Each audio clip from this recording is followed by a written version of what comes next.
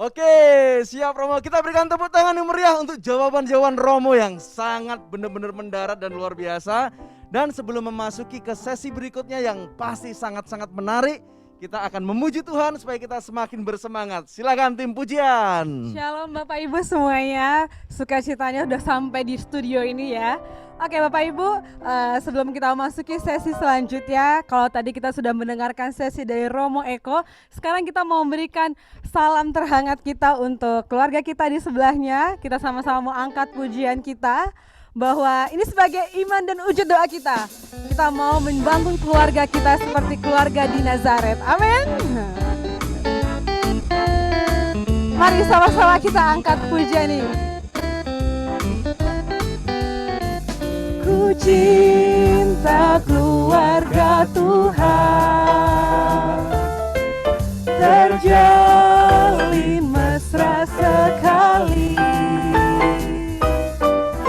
Semua saling mengasihi, betapa senang ku menjadi keluarganya Tuhan. Oke Bapak Ibu, kalau tadi kita udah satu keluarga nyanyi, sekarang kita gantian ya.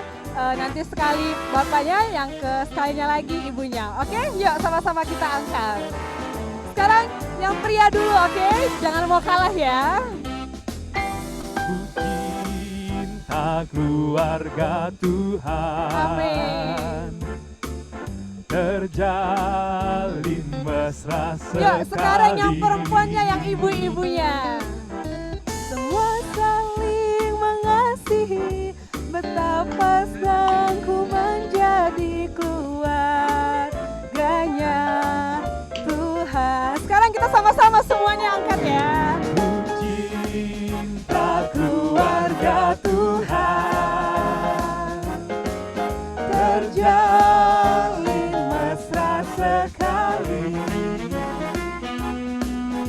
Semua saling mengasihi, betapa senang ku menjadi keluarganya Tuhan. Sama-sama kita nyatakan betapa senang kita menjadi. saling mengasihi, betapa senang ku menjadi keluarganya Tuhan. Sekali lagi ya Bapak Ibu dan sahabat muda. Semua saling mengasihi, betapa senang ku menjadi keluarganya Tuhan. Berikan suara-suara yang paling mulia buat Allah kita. Terima kasih. Bapak Ibu yang terkasih, terima kasih atas kesetiaan Anda. Silahkan kalau Anda ingin bertanya, bahkan ingin sharing pun diperbolehkan loh, silahkan. Karena saya yakin kalau kuasa-kuasa Allah yang terjadi dalam hidup kita bukan semata-mata untuk kita pribadi, jangan. Jadi kalau Anda mendapat mujizat, kuasa Allah, kemuliaan Allah itu harus dipancarkan melalui kesaksian. Berikan kesaksian, karena kesaksian itu meneguhkan iman. Ini yang membuat saya prihatin. Orang Katolik berdoa, mohon berkat, mohon rahmat, mohon kasih Allah, mohon pertolongan Tuhan.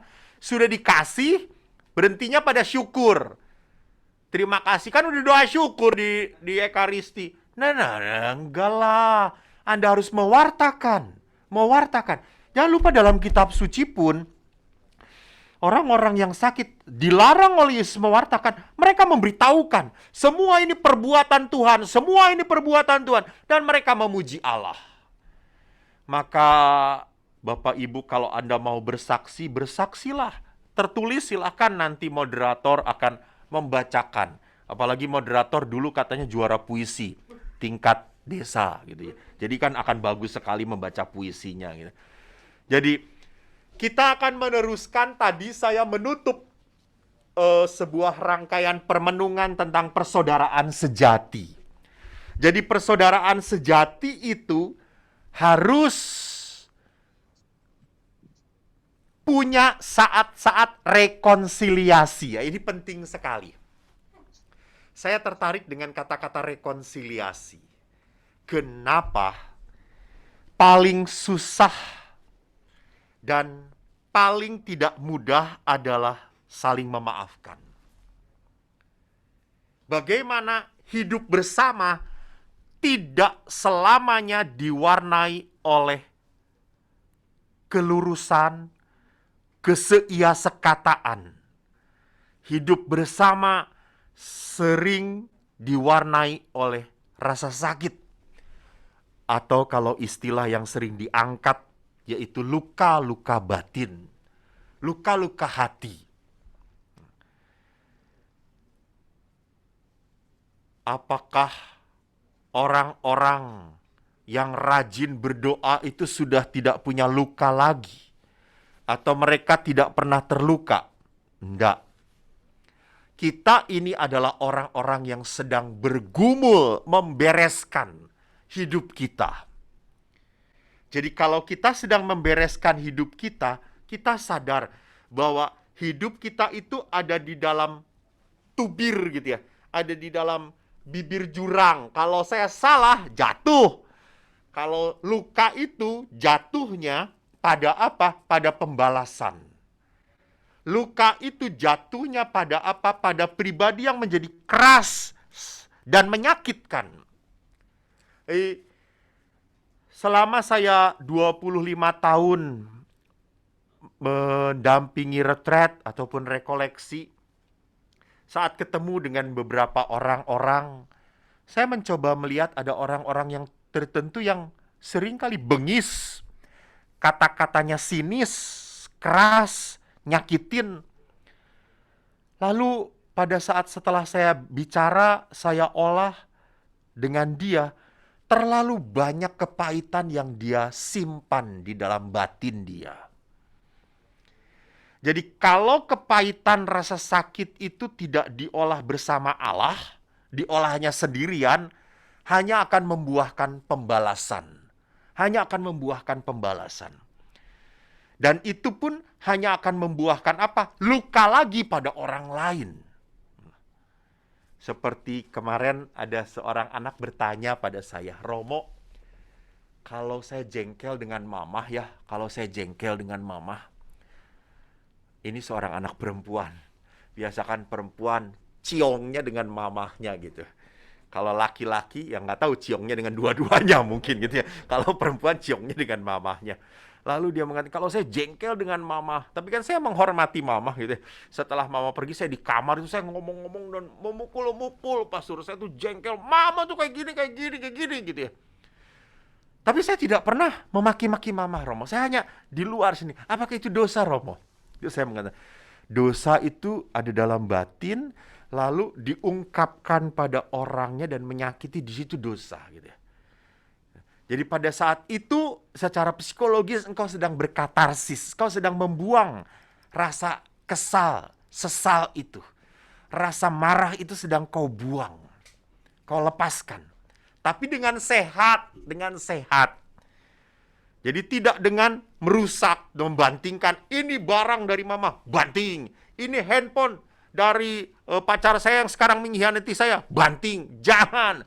Kalau Anda punya barang-barang dari orang-orang yang Anda kasihi dan sekarang menyakiti Anda, tolong jangan dibuang, berikan saja kepada Pastor Eko. Pastor Eko menerima barang-barang second. Barang-barang yang membuat Anda nggak bisa move on. Silakan berikan kepada saya, jangan dibuang gitu ya. Jadi lihat di situ bahwa kalau kita tidak bisa mengolah batin dengan benar, maka akhirnya kita akan menjadi manusia yang penuh dengan masalah. Maka kita penting sekali mengolah luka bersama Allah.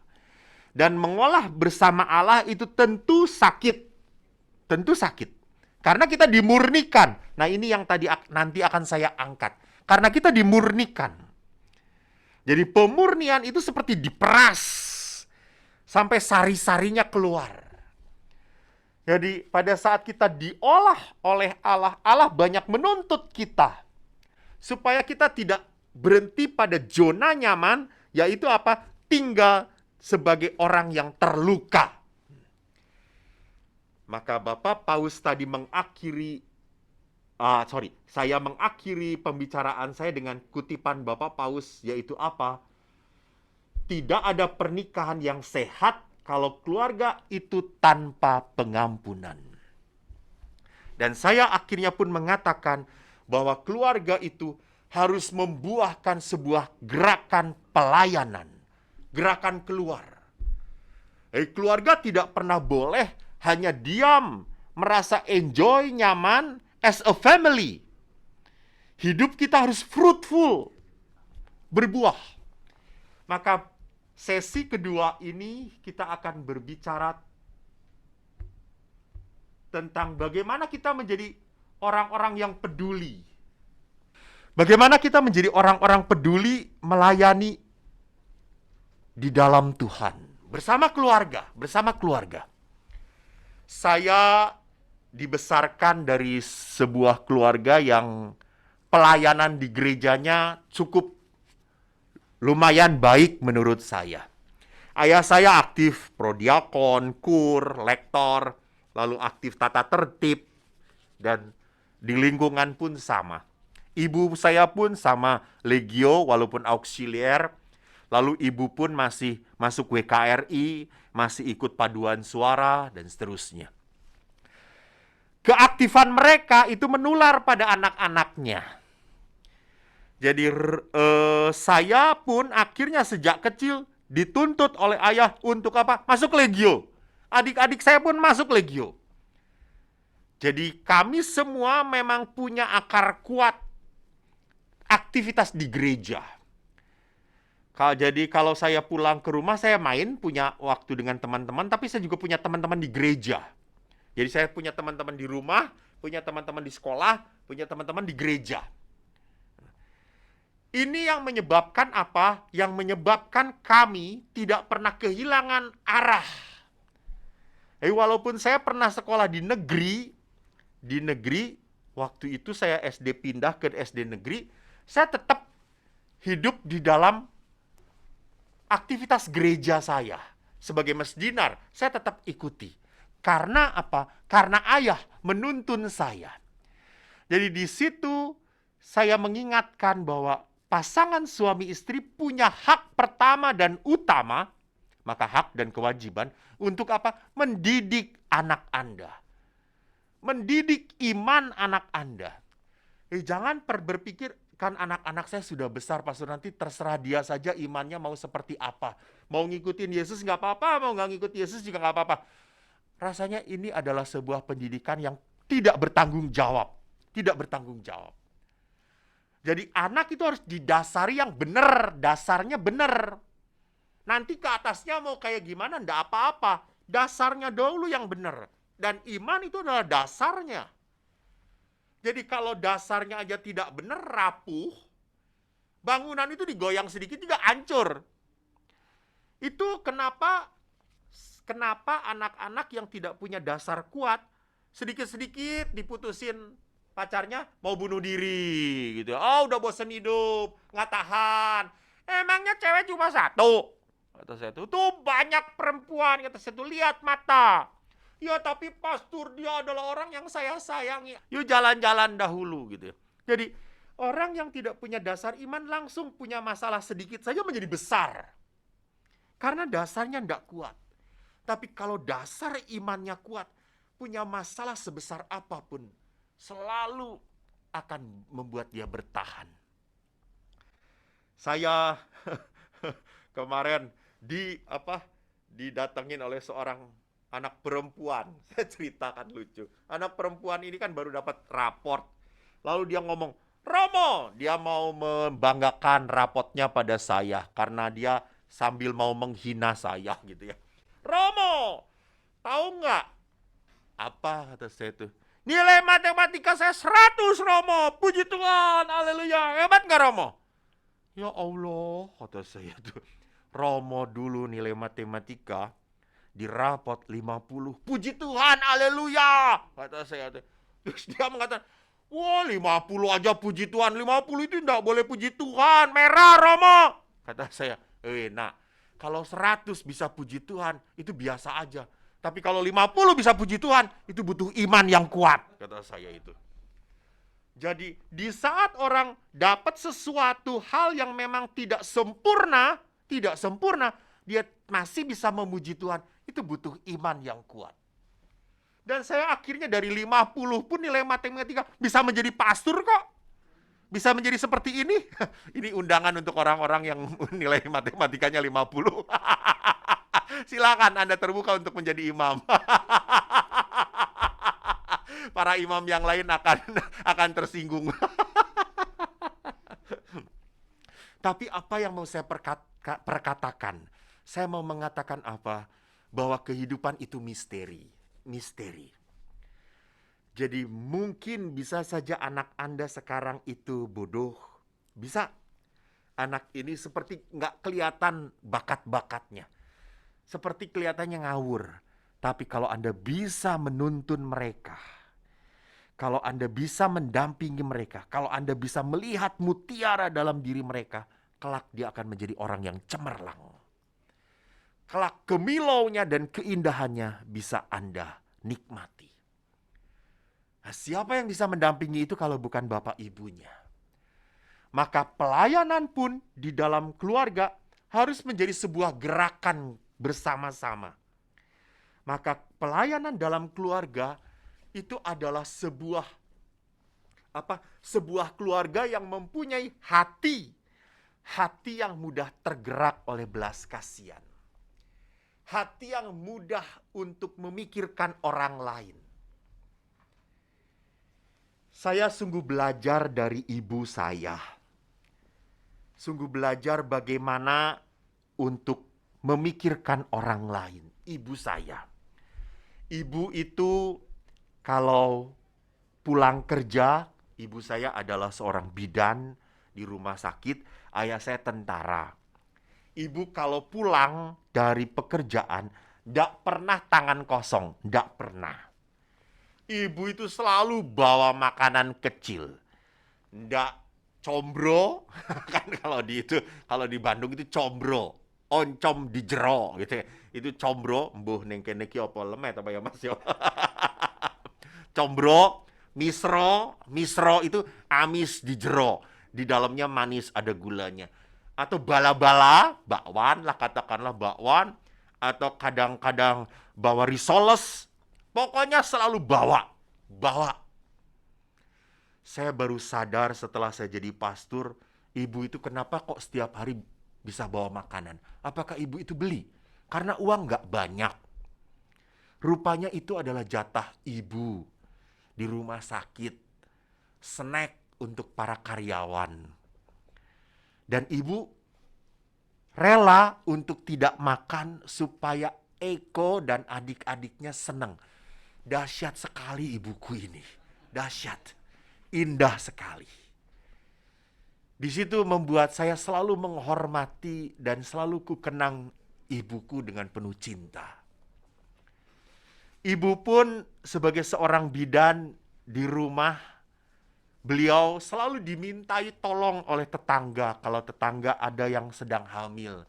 Ibu periksa tanpa mau dibayar, tanpa menuntut tarif, ndak dikasih, ya matur nuwun, ndak dikasih, ndak apa-apa. Bahkan ndak dikasih, jangan lupa datang lagi ya, nanti saya periksa lagi. Tapi ibu bidan, saya ndak punya bayaran. Ndak apa-apa.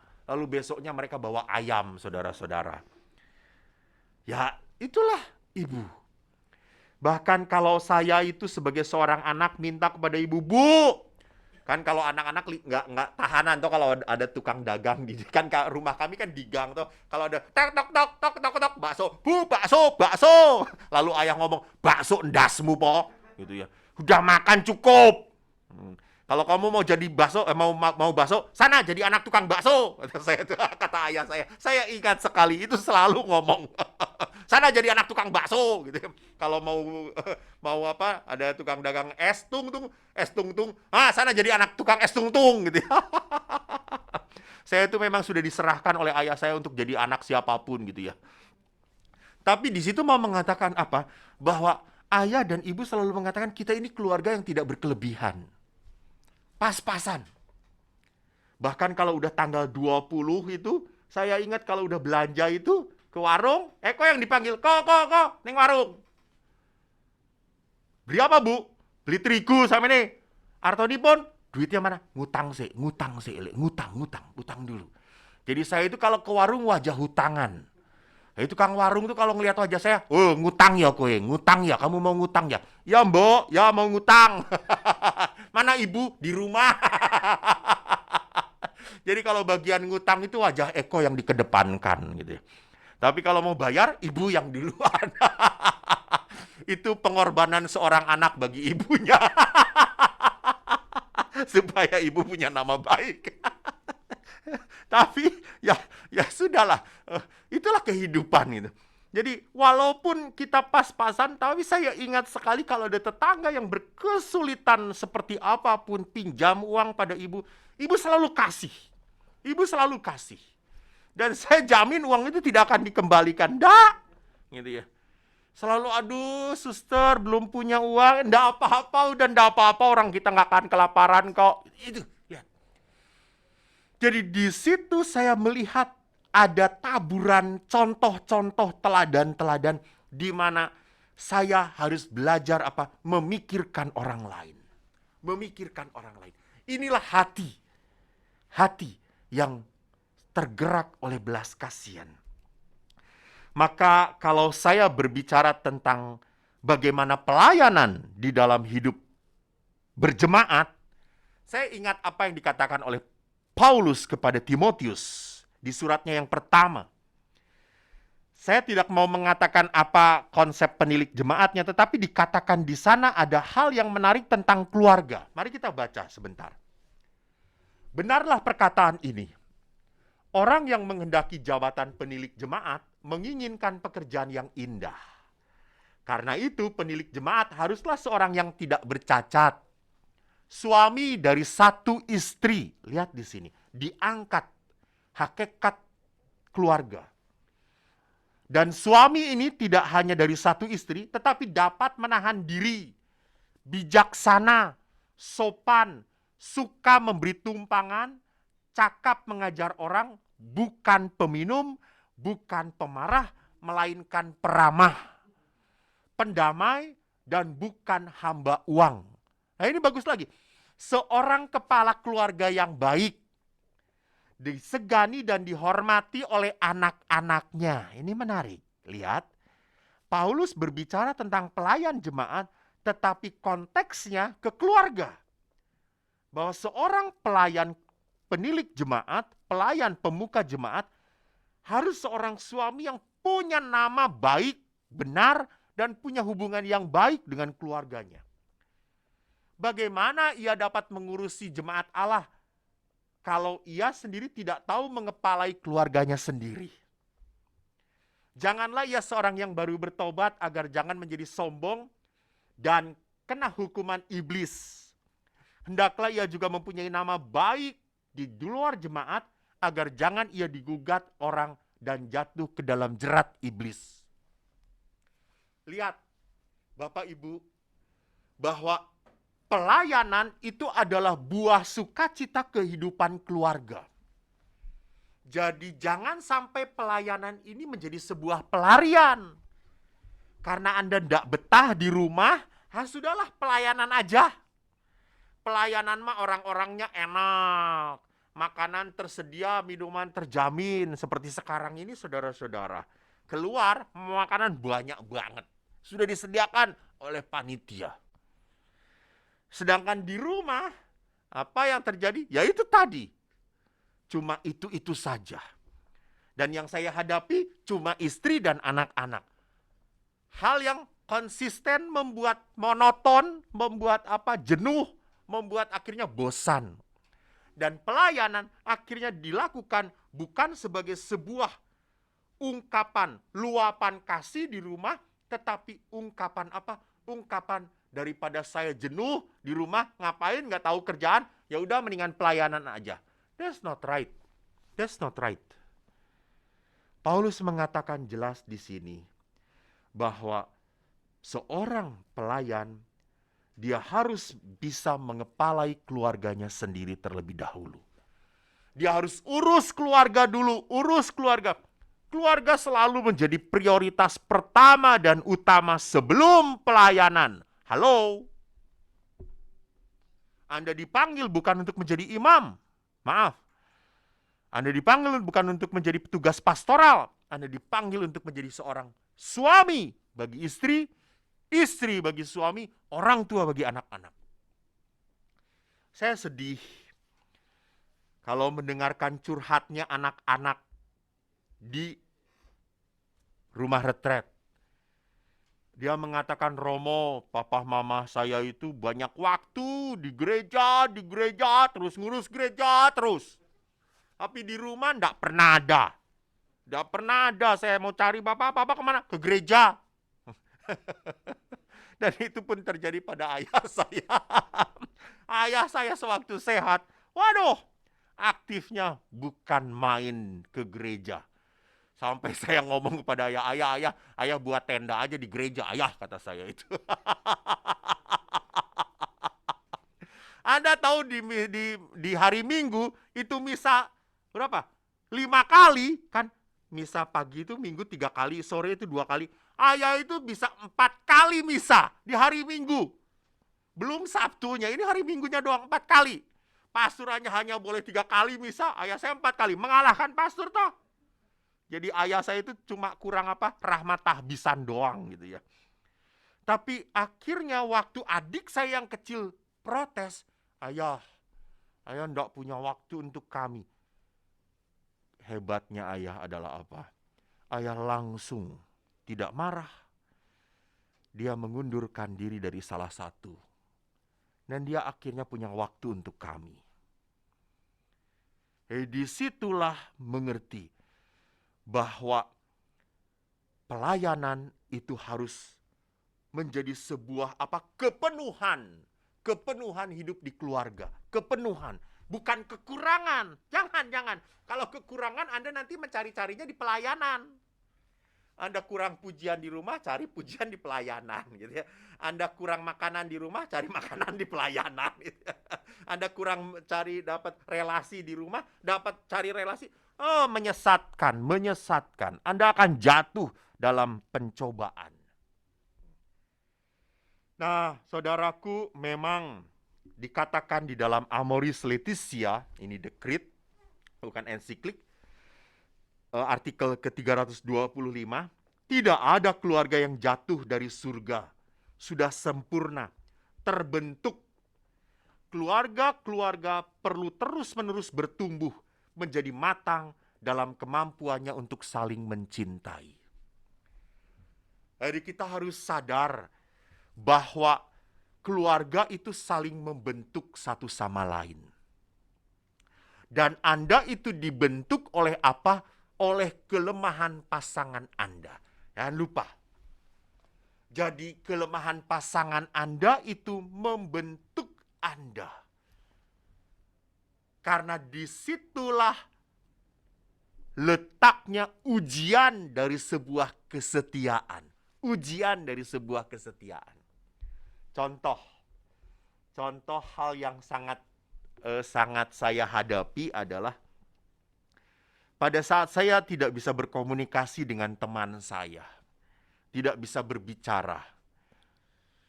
Mungkin pada saat tertentu saya selalu akan menjudge, mengatakan dia egois, dia tidak mau ini itu.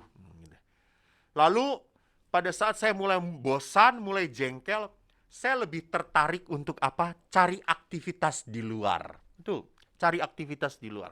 Mengatasnamakan, maaf, mengatasnamakan karena dipanggil umat.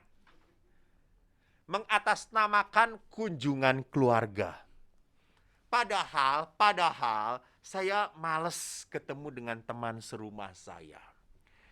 Padahal saya males makan bareng-bareng. Karena kalau makan bareng-bareng nggak ada ngobrol, nggak ada ngomong. Temanya itu aja. Maka saya lebih baik pergi ke rumah keluarga. Di rumah keluarga malah dihormati. Romo datang. Ayo, karena Romo datang kita beli. Kan kalau Romo datang tuh semua jadi diada-adakan. Yang tidak ada pun jadi ada gitu ya. Jadi di situ saya tergoda untuk meninggalkan meninggalkan rumah demi kesenangan saya, demi kepuasan saya.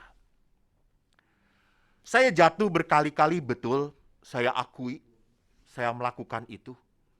Tapi di saat-saat saya sadar, saya akhirnya harus berani untuk menatap, menerima kenyataan. Saya tinggal dengan teman-teman yang tidak cocok dengan saya. Betul. Saya tinggal dengan teman-teman yang seperti ini sifatnya, yang pendiam. Jadi di situ akhirnya saya mencoba untuk apa? Berdamai, menerima. Menerima apa yang harus saya hadapi. Dan itu memurnikan panggilan saya. Saya teringat sekali waktu para imam akan ditahbiskan. Kita selalu ditanya, apakah engkau bersedia untuk ditahbiskan menjadi imam? Dan akhirnya kita selalu menjawab dengan rumusan gereja, dengan bantuan rahmat Allah. Jadi kesetiaan itu hanya mungkin kita lakukan pada saat kita mendapat pertolongan dari Tuhan. Karena kalau tidak, saya itu manusia yang cenderung lebih mencari segala-galanya demi aku, demi kesenangan aku, demi kebahagiaan aku, demi kepuasan aku. Maka kalau Bapak Paus di dalam Dekrit Amoris Laetitia mengatakan tidak ada keluarga yang sempurna, maka kelemahan pasangan itu menyempurnakan kita. Saya dibentuk oleh ayah yang keras sekali, oleh ayah yang disiplin. Saya teringat ayah yang berkata kepada saya, Eko, jangan pernah melukai wanita. Jangan pernah memukul perempuan. Dan memang selama saya kecil tidak pernah saya melihat ayah saya memukul ibu saya. Nggak. Semarah apapun nggak pernah ibu dipukul. Paling-paling piring pecah. Nggak pernah adik-adik perempuan saya dipukul. Nggak pernah. Yang sering dipukul adalah saya. Karena laki-laki. Pertama, karena laki-laki. Kedua, karena saya anak pertama. Ketiga, karena saya bodoh. Jadi alasannya total, komplit gitu ya. Jadi, kenapa saya yang salah? Kamu bodoh. Dipukul lagi. Kenapa saya? Karena kamu laki-laki. Lalu disuruh. Kenapa saya? Karena kamu anak pertama. Alah, modar dari Eko ini, kata saya itu. Jadi semua salah. Jadi apa yang saya mau coba tekankan dari pengalaman demi pengalaman ini membuat saya bertumbuh sebagai pribadi yang menghormati perempuan. Saya tidak pernah tega kemana-mana pun kalau saya bawa barang berat gitu ya. Ada beberapa anak ibu-ibu yang, Romo saya bawain. Saya nggak tega. Dan lebih baik saya capek daripada melihat perempuan capek. No. Itu bukan pendidikan ayah saya. Jadi dari ketidaksempurnaan ayah mendidik saya, tapi nilai yang ditanamkan sampai pada saya. Disitulah pentingnya kita hidup bersama, yang senantiasa membentuk kita. Nah, kalau dengan demikian, bagaimana akhirnya saya mencoba untuk tumbuh di dalam keluarga? Bagaimana saya menjadi pribadi yang tumbuh di dalam keluarga? Kita melihat apa yang dituliskan oleh Injil Yohanes, bab 15, ayat 1-8. Dikatakan dalam Injil Yohanes, akulah pokok anggur yang benar, dan Bapakulah pengusahanya. Setiap ranting padaku yang tidak berbuah dipotongnya, dan setiap ranting yang berbuah dibersihkannya, supaya ia lebih banyak berbuah. Kamu memang sudah bersih karena firman yang telah kukatakan kepadamu. Tinggallah di dalam aku dan aku di dalam kamu. Sama seperti ranting tidak dapat berbuah dari dirinya sendiri kalau ia tidak tinggal pada pokok anggur, demikian juga kamu tidak berbuah jikalau kamu tidak tinggal di dalam aku. Akulah pokok anggur dan kamulah ranting-rantingnya. Barang siapa tinggal dalam aku dan aku di dalam dia, ia berbuah banyak. Sebab di luar aku kamu tidak dapat berbuat apa-apa. Barang siapa tidak tinggal di dalam aku, ia dibuang keluar seperti ranting, menjadi kering, kemudian dikumpulkan orang dan dicampakkan ke dalam api lalu dibakar. Jikalau kamu tinggal di dalam aku dan firman-Ku tinggal di dalam kamu, mintalah apa saja yang kamu kehendaki dan kamu akan menerimanya. Dalam hal inilah Bapa-Ku dipermuliakan, yaitu jikalau kamu berbuah banyak dan dengan demikian kamu adalah murid-murid-Ku. Demikianlah Injil Tuhan. Terpujilah Kristus.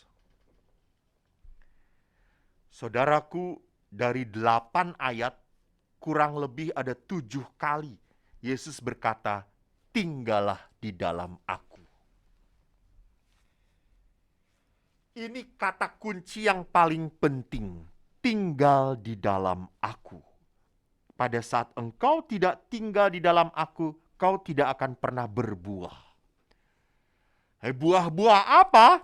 Lihat, Paulus selalu berkata tentang buah-buah roh. Damai, sukacita, kebaikan, semua keutamaan-keutamaan hanya bisa kita hasilkan pada saat kita tinggal di dalam aku. Dan apa maksudnya tinggal di dalam aku? Ada 2 poin dari kata tinggal di dalam aku. Pertama, Yesus ingin bertindak di dalam kita. Jadi ini pertama-tama Yesus mau bertindak di dalam kita, dan kedua Yesus mau bertindak melalui diri kita. Jadi kalau Yesus bertindak dalam kita, itu berarti ada hal-hal yang harus dibereskan dahulu. Sedih ya, di dalam tradisi kita itu hal-hal yang sering terjadi dalam kehidupan, orang punya banyak waktu untuk membereskan orang lain. Tuh. Punya banyak waktu untuk membereskan orang lain. Tetapi dia tidak punya concern, dia tidak punya hati untuk membereskan dirinya sendiri. Betapa mengenaskan, memprihatinkan. Orang bisa keras pada orang lain, tetapi dia lembut pada dirinya sendiri. Salah toh ya. Harusnya orang itu keras pada dirinya sendiri, lembut pada orang lain. Harusnya dia disiplin pada dirinya sendiri. Nah inilah kenapa Yesus mengatakan tinggal dalam aku. Lihat, tinggal dalam aku adalah sebuah persahabatan. Jadi tinggal dalam aku pertama-tama bukan tuntutan, bukan, persahabatan. Jadi tinggal di dalam aku itu berarti apa? Mengalami cinta Allah terlebih dahulu. Saudaraku, jangan pernah berpikir bahwa Allah itu menuntut kita melayani. No. Allah itu memberikan dahulu rahmat, berkat. Gak mungkin kita bisa melayani kalau kita I have nothing. Ya iyalah. Jadi, kalau kita tidak punya apa-apa, saya tidak akan bisa menjadi pribadi yang bisa memberi. Nah, kita harus punya sesuatu. Dan apa sesuatu itu? Kasih Allah. Berkat Tuhan. Talenta dari Allah. Maka tinggal di dalam aku itu berarti apa? Saya mau merasakan cinta Allah. Tinggal di dalam aku itu berarti apa? Rela bahwa kita dimurnikan.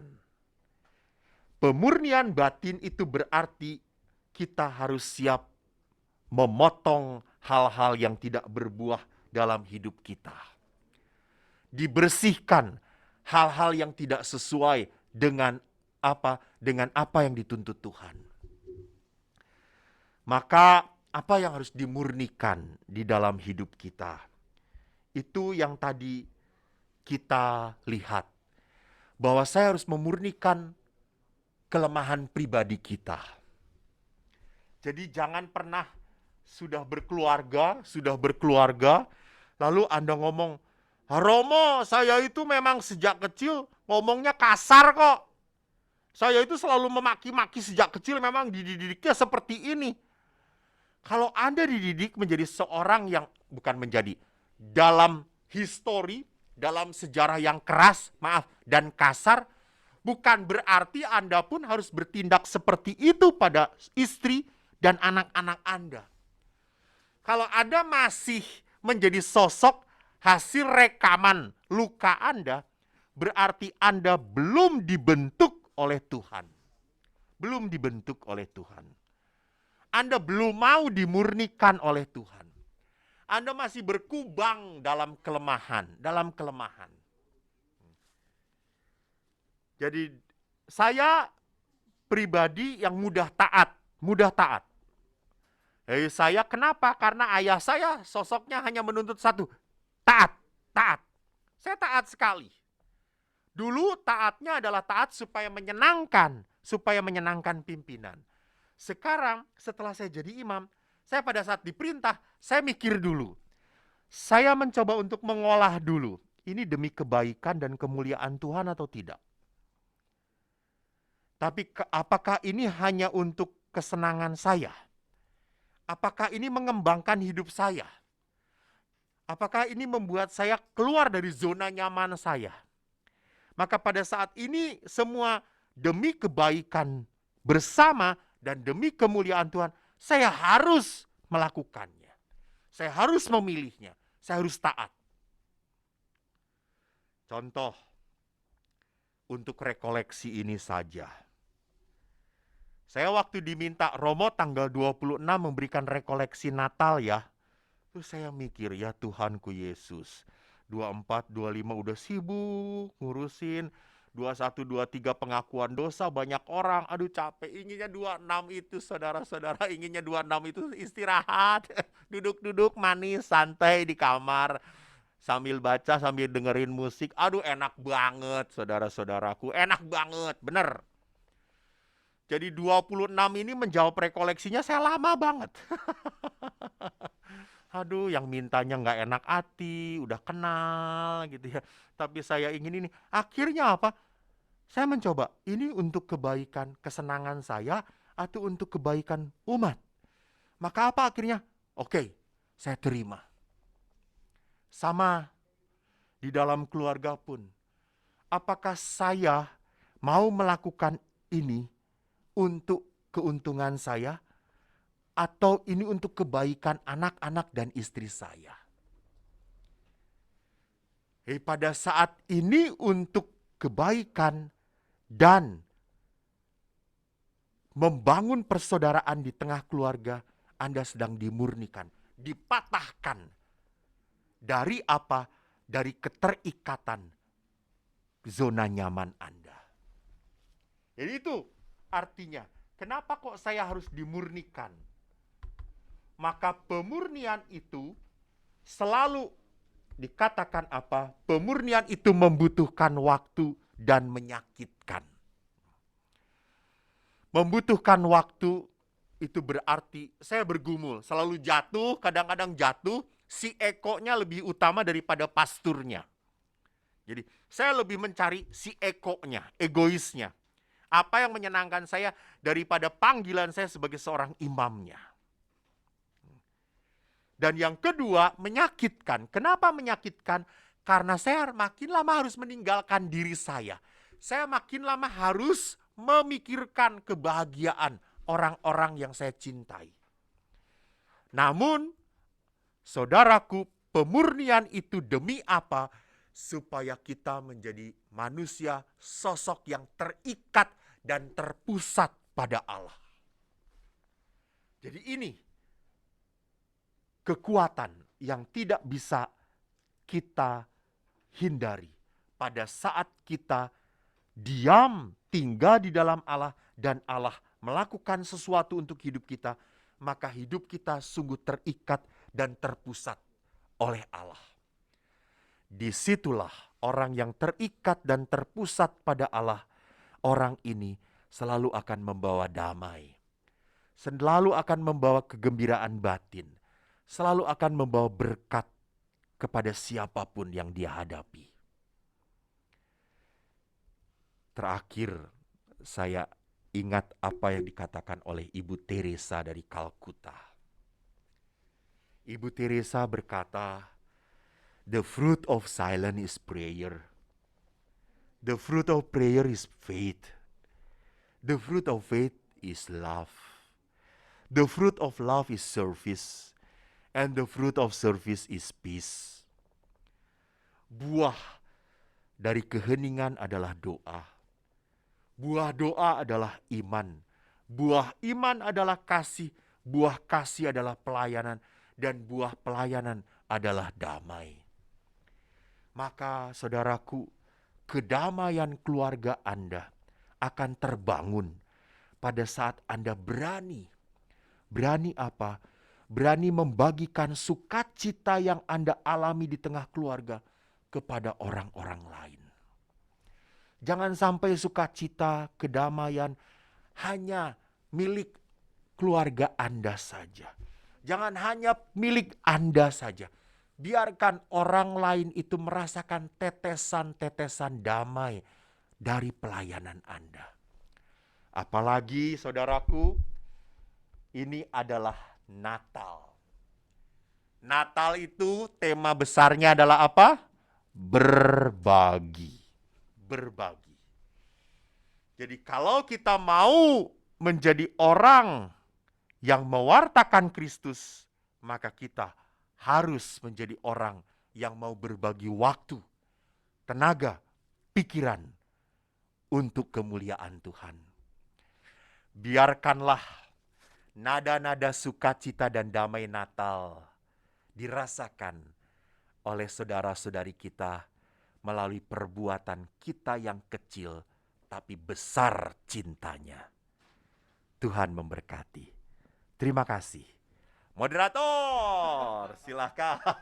Oke, kita berikan tepuk tangan yang meriah untuk Romo Eko Wahyu. Wow, saya lihat Bapak Ibu dari monitor ada yang berangkulan, ada yang senderan gini. Sungguh sangat menghanyutkan ya. Saya sendiri juga, Romo Eko luar biasa memang, energinya sangat terpancar di sini. Berikan tepuk tangan yang meriah lagi untuk Romo Eko, Bapak Ibu di studio dan di rumah. Oke, dan di sini luar biasa banyak sekali pertanyaan yang masuk ke panitia. Ini akan saya bacakan satu-satu ya Romo ya. Langsung saja ini Romo baru minum kesedak itu nanti. Ini ada banyak, kayak memang ini luar biasa waktu yang sangat dipersiapkan Tuhan untuk Bapak Ibu bisa berbagi sukacita dalam keluarga dan nanti diharapkan juga bisa berbuah di dalam environment, di dalam lingkungan sehingga Indonesia pun juga semakin rindang, semakin juga penuh sukacita. Romo, boleh saya langsung sampaikan aja beberapa pertanyaan ya? Mas, Iya. thank you. Romo Eko, bagaimana mempersatukan orang tua dan anak? Ini yang pertama tadi nih, kayaknya banyak yang curcol juga nih. Mempersatukan orang tua dan anak yang berpisah karena orang tuanya egois dan keras kepala, seperti cerita Romo mengenai ibu yang memilih kedokteran tadi. Dan anak yang sudah terlanjur sakit hati dan memilih jalur lain sehingga keduanya tidak berkomunikasi lagi sama sekali. Sekalinya komunikasi, hanya umpatan dan masalah materi yang dibahas. Pripun itu Romo, bagaimana Romo? Mungkin satu pertanyaan itu dulu. Rupanya moderatornya sekarang penuh cinta kasih. Saudara-saudaraku, ini karya Tuhan. Saudara-saudaraku, lihat tuh. Tadi langsung 3, sekarang satu persatu. Ini penuh cinta. Karena tahu pasurnya bodoh. Lupa. Jadi bagaimana mempersatukan orang tua dan anak yang berpisah karena orang tuanya egois dan keras kepala? Lalu mengenai ibu yang memilih kedokteran dan anak yang sudah terlanjur sakit hati memilih jalur lain sehingga keduanya sudah tidak berkomunikasi. Sekali komunikasi isinya selalu perang. Jadi tadi yang dipaparkan oleh Bapak Paus dalam Fratelli Tutti adalah budaya perjumpaan. Budaya perjumpaan adalah budaya yang selalu mengangkat perdamaian, dan perdamaian itu dibangun dari apa? Bukan berarti melupakan luka, bukan melupakan trauma. Itu di dalam Fratelli Tutti bagus banget. Jadi budaya perdamaian itu bukan dibangun dengan dari melupakan lupa, bukan. Tetapi apa? Pengampunan, pengampunan. Jadi kita tidak pernah bisa berkomunikasi dengan dua-duanya yang pakai tembok, ngeblok, kalau tidak ada pengampunan. Jadi pertama-tama harus ada pengampunan dahulu. Jadi pengampunan, Ibu Teresa mengatakan pengampunan itu adalah the act of love. Jadi kalau saya mencintai, ya satu, saya harus bisa mengampuni. Saya harus mengampuni. Jadi Anda harus lihat ini anak Anda. Jadi kalau ini anak Anda butuh diampuni.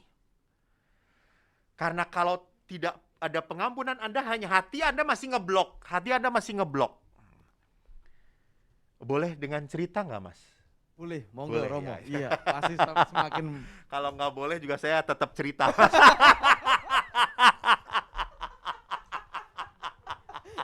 Gimana saya toh ya? Orang saya yang di depan kok.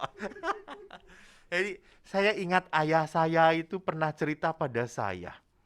Ada seorang Romo sudah meninggal. Lalu ayah saya selalu ngomong, aku tuh kalau mendoakan Romo itu selalu jengkel lagi. Tapi aku tuh mendoakan terus Romo itu. Terus saya mengatakan, Bapak itu mendoakan tetapi belum mengampuni loh Pak. Kata saya, oh itu masalah toh. Tapi aku wes mendoain terus. Ya masalah besar. Doanya ndak akan pernah ada ketulusan pada saat belum bisa mengampuni. Lalu akhirnya ayah saya suruh cerita kenapa terluka. Rupanya ayah saya pernah dipermalukan di depan orang-orang oleh Romo itu. Hanya gara-gara menanyakan, Romo maaf, Romo itu orang baru di situ, nama Romo itu siapa? Lalu ayah itu dimaki. Bapak itu orang bodoh satu-satunya di paroki ini yang tidak baca itu pengumuman nama saya besar di situ siapa itu. Bapak saya malu sekali padahal aktivis di paroki. Tapi hebatnya Bapak dilukai oleh Romo tidak pindah gereja. Saya kagum. Coba kalau ayah saya pindah gereja, aku sekarang ini menjadi seorang apa ya? Nggak tahu menjadi apa gitu ya. Tapi itu, jadi rupanya luka ini belum dibereskan, maka ayah walaupun mendoakan tetapi tidak ada ketulusan. Sama, komunikasi tidak akan bisa jalan kalau tidak ada pengampunan. Maka harus mengampuni terlebih dahulu. Jadi yang kedua setelah pengampunan adalah apa? Adalah kemauan untuk membuka komunikasi. Menyapa. Jadi mendekati bukan dengan kata-kata yang keras tapi lemah lembut. Menyapa. Itu berarti komunikasi hanya bisa terjadi kalau Anda bisa melihat hal-hal positif dalam diri anak Anda. Jadi Anda orang tuanya dahulu yang memang harus rendah hati. Ya, bedalah budayanya sekarang ya.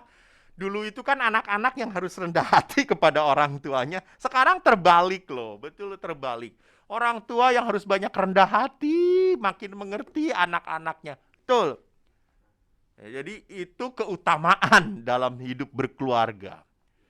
Jadi itu saja dua hal yang saya coba untuk beri input kepada Serer. Terima kasih Serer atas pertanyaannya. Terima kasih Romo Eko atas jawabannya. Jadi pengampunan, komunikasi, dan rendah hati. Pertanyaan kedua, ini masih relate agaknya dengan yang pertanyaan pertama, case-nya. Jadi kalau ada anak mempunyai keinginan tapi orang tua melarang dan anaknya mengungkapkan keinginan itu terus tapi tetap kekeh orang tuanya pada kemauannya gitu ya, orang tuanya kekeh dan akhirnya orang tua dan anak berselisih paham. Apakah anak itu salah, Romo? Monggo. Ya, jadi kan setiap orang melihat dari sisinya masing-masing. Jadi tolong di dalam ilmu komunikasi ada yang namanya diskusi, ada yang namanya dialog. Diskusi itu adalah komunikasi pikiran. Jadi dalam diskusi itu orang mengungkapkan pikirannya. Jadi tidak bisa diskusi ditanggapi dengan dialog. Enggak. Karena dialog itu adalah komunikasi hati, perasaan. Ma, saya kecewa dengan mama. Ah, itu jangan, loh kenapa kecewa? Nggak boleh kamu kecewa. Ya namanya kecewa kan perasaan tuh ya, gitu ya.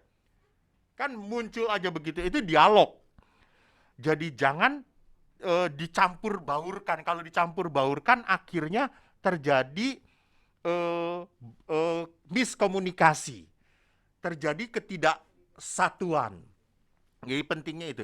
Jadi kalau anak kekeh, sekarang dilihat di sini. Ini anak ini harus di dalam kerangka diskusi atau dialog. Jadi dia sedang mengungkapkan perasaannya atau dia sedang mengungkapkan pikirannya. Jadi kalau dia sedang mengungkapkan pikirannya, pasti bisa menemukan siapa yang alasannya lebih benar, masuk akal, itu yang benar berarti. Nah, kalau diskusi lalu dibebani dengan perasaan, akhirnya tidak akan pernah mencapai solusi. Gitu. Jadi di situ pentingnya seorang tua harus melihat, oh ini anak ini sudah ngomongnya, pikirannya dicampur dengan perasaan. Jadi kan kalau Mas moderator, misalnya Mas moderator ini pernah menyakiti hati saya, permisalnya gitu. Mas moderator ini kan baik sekali gitu. Tapi walaupun Anda ngomong sebenar apapun, saya akan menolak. Karena apa? Saya sudah jengkel dengan Anda. Jadi kan akhirnya di situ tidak akan ada solusi. Jadi pentingnya di sini dilihat dulu, Bu, bagaimana diskusinya? Mau diskusi atau dialog? Jadi jangan sampai mencampur baurkan ini. Kalau campur baur, nggak akan ketemu solusinya. Apakah anak ini berdosa?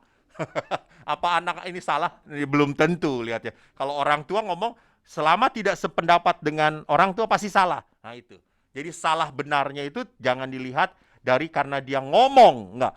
Pada saat anak Anda bisa ngomong, berani mengungkapkan, Anda harus bersyukur. Berarti anak masih terbuka pada Anda. Terima kasih. Terima kasih Romo Eko, luar biasa. Ketika anak mau terbuka, berarti itu orang tua harusnya bersyukur. Dan pertanyaan ketiga, halo Romo Eko, bagaimana kalau sampai anak kita ketemu jatuh cintanya dengan yang bukan Katolik? Sebagai orang tua, apa yang harus kami lakukan? Mohon pencerahannya, terima kasih sebelumnya. Oke. Jadi bagaimana orang tua yang anaknya berpacaran tidak seiman? Sebagai orang tua tetap harus bicara. Sebagai orang tua tetap harus berpendapat. Harus. Karena Anda orang yang mengasihi anak Anda. Tapi sekali lagi lakukan dengan lemah lembut. Lakukan sebagai seorang ibu. Sebagai seorang tua yang mengasihi anaknya. Jadi menurut pendapat mama itu. Jadi ini mungkin anak itu akan mengambil buat argumen. Anda mama nggak tahu sih betapa sayangnya, mama sih nggak tahu dia baik banget mah gitu. Walaupun nggak seiman dia mau ngikutin, memang argue.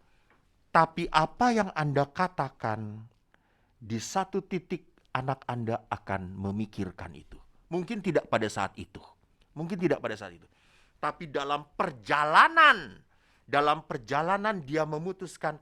Dia akan mendengarkan Anda.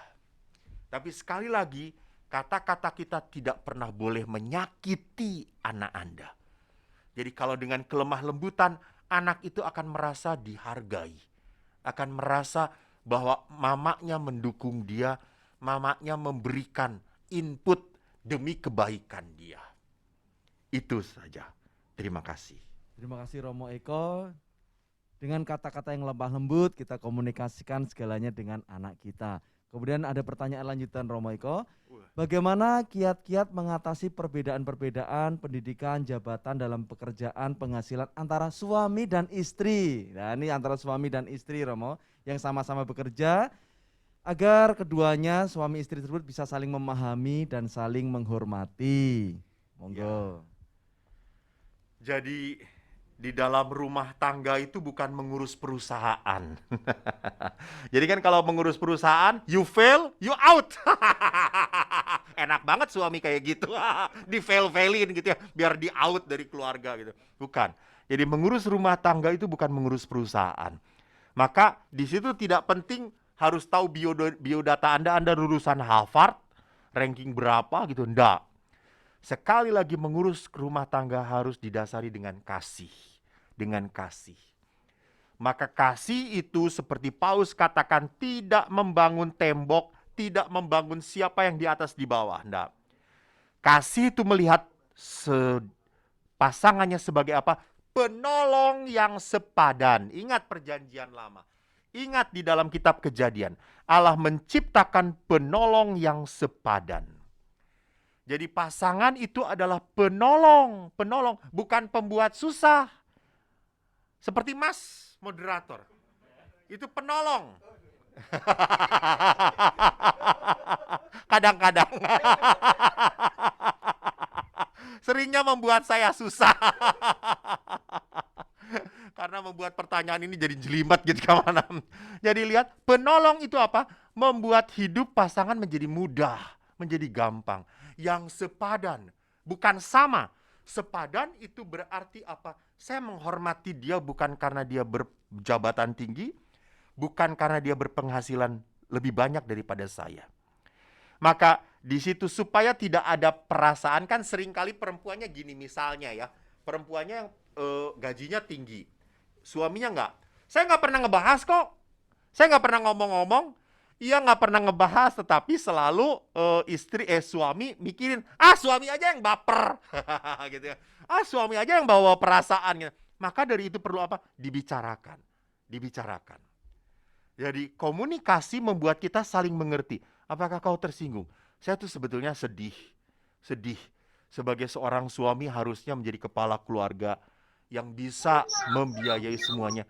Tapi sekarang saya sedih bahwa kau pun harus bekerja. Lihat. Ini ungkapan-ungkapan yang penuh kasih. Yang akhirnya dialog ini meneguhkan, menguatkan. Jadi tolong jangan hanya Anda tahan ngomong 5-6 jam waktu pacaran. Tapi sebagai suami istri pun Anda harus punya waktu berpacaran lagi. Maka Bapak Ibu yang punya anak, punyalah waktu untuk pacaran. Anak-anak dikerem dulu di kamar. Kunci biar nggak kemana-mana. Anda jalan-jalan, naik motor duaan, naik sepeda duaan, ngobrol. Waktu berdua itu sungguh penting dalam hidup perkawinan. Untuk kembali memelihara sengatan-sengatan cinta. Weh, moderator. Penonton. Wah, seru banget di sini di studio. Energinya Romo Eko luar biasa. Jadi bagaimana kita memahami kita adalah sebagai penolong yang sepadan dan juga bagaimana menyampaikannya dengan lemah lembut seperti tadi yang disampaikan Romo Eko. Agaknya ini pertanyaan terakhir ya, 3 menit terakhir. Pertanyaan terakhir, dalam pelaksanaannya bagaimana melaksanakan tinggal di dalam aku Romo? Halo? Matur Ya. nuwun. Itu kalau Mana nggak ada kata matur Itu nuwun di kok. bawah. Matur nuwun Romo. Ini mungkin Romo bisa konklusi ya. Ada 3 pertanyaan bahkan ini saya konklusi aja nih. Ini saya nyun sewu nih malah nih. 3 saya gabungkan jadi 1. Bagaimana boleh. melaksanakan tinggal dalam aku? Kemudian bagaimana membangun kesadaran tentang pengampunan itu jika masing-masing masih bersikukuh pada egonya, dan apakah pelayan di gereja seharusnya menjadi puncak dari ungkapan syukur akan kasih Tuhan dalam keluarga? Ya, matur nuwun Romo. Nomor 3 bagus Mas, yang tadi ketiga. Saya setuju ini. Ini pernyataan menarik. Apakah pelayanan di gereja seharusnya menjadi puncak dari ungkapan syukur dan kasih Tuhan dalam keluarga? Benar sekali. Ini Bapak atau Ibu? Ibu nuwun atau Bapak nuwun? Matur nuwun. Oh, matur nuwun. Matur nuwun Romo itu. Bapak Ibu bagus sekali sharing Anda, ungkapan Anda. Benar sekali. Bahwa pelayanan itu adalah puncak ungkapan syukur. Jadi itu limpahan. Jadi pada saat saya punya syukur di tengah keluarga, saya bisa menikmati kasih di tengah keluarga. Di situ akhirnya memuncak, meluap rasa untuk melayani. That's great, betul. Lalu bagaimana pelaksananya? Tinggal di dalam aku. Tinggal di dalam Allah tidak bisa tidak kita harus punya waktu untuk doa pribadi. Doa pribadi. Jangan selalu puas dengan doa bersama. Saya tidak mengatakan doa bersama itu nggak ada apa-apanya. Oh, perlu doa bersama itu saling meneguhkan iman, perlu.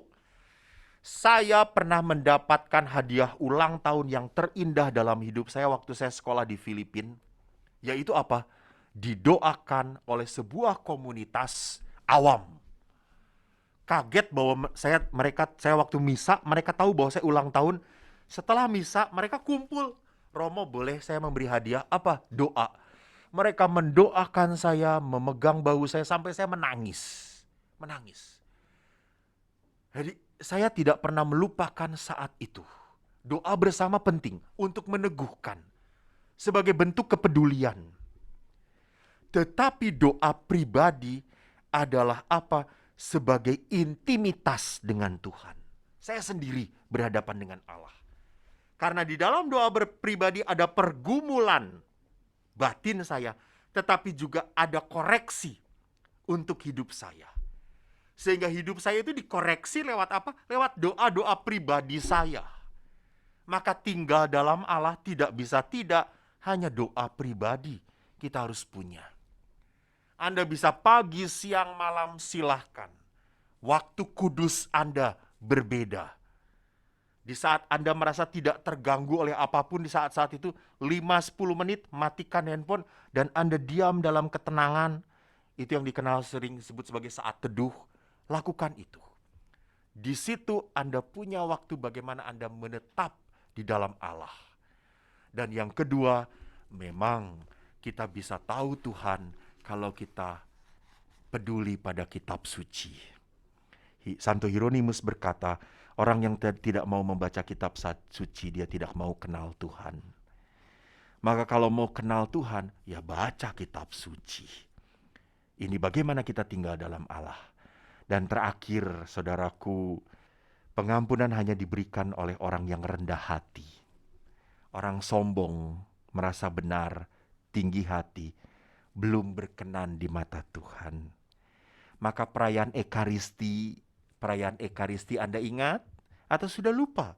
Sudah 6 bulan tidak pernah ke gereja. Moderator masih lupa? Kasihanilah kami. Keren. Moderator langsung tahu, betul. Bahwa dalam perayaan Ekaristi diawali oleh kata-kata apa?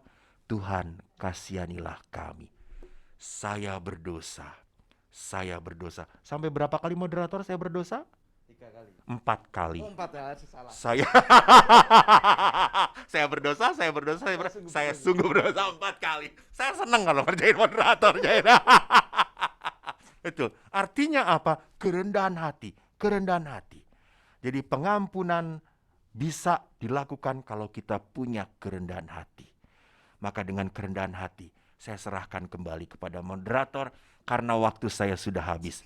Saya bahagia saudara-saudara bersama dengan Anda, apalagi ditemani dengan moderator yang sangat baik dan penuh sukacita ini. Mari kita beri tepuk tangan kepada moderator kita. Itu ditulis, Bang. Moderatornya jangan grogi katanya. Oke, luar biasa ya. Kita berikan tepuk tangan meriah juga untuk Romo Eko Wahyu. Waktu bergulir tidak terasa ya dengan beliau, dengan jawaban-jawabannya sungguh mengena dan sungguh benar-benar membumi dengan kehidupan kita. Tadi disampaikan Romo Eko bahwa bagaimana kita bisa membangun doa pribadi dan juga doa untuk keluarga dan juga bagaimana kita mempunyai kerendahan hati untuk saling mendoakan. Untuk berikutnya dalam satu keluarga kita akan bersama-sama saling mendoakan. Di dalam satu keluarga, orang tua mendoakan anak dan juga sebaliknya. Dan untuk seksi pendoaan keluarga ini, saya undang Ibu Grace selaku Kepala Sekolah Syekinah dan juga pengajar di Syekinah untuk membawakan sesi doa keluarga ini. Ya, nanti dalam sesi doa, mari kita arahkan hati kepada Tuhan. Kita benar-benar merendahkan hati di hadapan Tuhan untuk bisa saling mengampuni satu dengan yang lainnya. Karena bukan suatu kebetulan bahwa keluarga kita bisa mengikuti rekoleksi Natal keluarga virtual ini. Sebagai orang beriman, kita sangat yakin bahwa ini adalah rancangan-rancangan Tuhan untuk keluarga kita, untuk orang tua, untuk anak, dan untuk keluarga yang lebih baik ke depannya. Mari kita persiapkan hati kita arahkan hati kepada Tuhan, benar-benar mohon bimbingan dari Roh Kudus, supaya menyelimuti hati kita. Anak-anak, para remaja, selamat datang kembali di room utama bersama dengan orang tua. Pada siang hari ini, siang yang indah ini, siang yang penuh berkat ini, kita akan saling mendoakan satu dengan yang lainnya. Kita akan mendoakan orang tua kita, orang tua akan mendoakan anak-anak. Nah, sesi ini nanti akan didahului dengan share yang akan dipandu oleh Ibu Grace. Kepada Ibu Grace, dipersilahkan. Baik, shalom, selamat siang. Terima kasih Mas Moderator. Terima kasih Romo Eko yang membawakan sesi yang sungguh luar biasa dan sungguh memberkati kita semua pada siang hari ini. Karena itu tidak lengkap setiap sesi kita mau mendengarkan sharing ataupun cerita iman dari pasangan suami istri alumni Sekolah Evangelisasi Pribadi Eksekutif, Bro Sibarani dan Si Sylvia. Mereka akan menceritakan bagaimana pengalaman jatuh bangun mereka dalam membangun iman, yang membangun juga keluarga yang menuju kepada kasih di dalam Kristus. Untuk itu tempat dan ruangan juga Zoom kami persilahkan kepada pasangan suami istri, Bro Sibarani dan Sis Sylvia. Shalom Bro and Sis, saya Sibarani. Dan saya Sylvia. Kami dari Paroki Santo Thomas Rasul Bojong. Dan kami juga adalah alumni Sekolah Evangelisasi Pribadi Eksekutif yang diadakan oleh Sekinah. Saya angkatan 11. Dan saya angkatan ke-13. Ya, dalam saat ini kita akan sharing ya mengenai perjalanan iman kami dan kekudusan keluarga dalam membawa berkat. Kami awalnya adalah keluarga Katolik KTP Cuek yang bertransformasi menjadi keluarga Katolik yang lebih baik menuju kekudusan dalam keluarga dan sesama. Ya, ini kami sebetulnya adalah high school sweetheart ya. Lulus kuliah, kerja di Singapura, menikah, dan sekarang berkeluarga dengan 2 anak, Angeline dan Emeline. Sepertinya dari luar kami terlihat seperti keluarga lain yang happy, rukun, dan semuanya sepertinya baik-baik saja.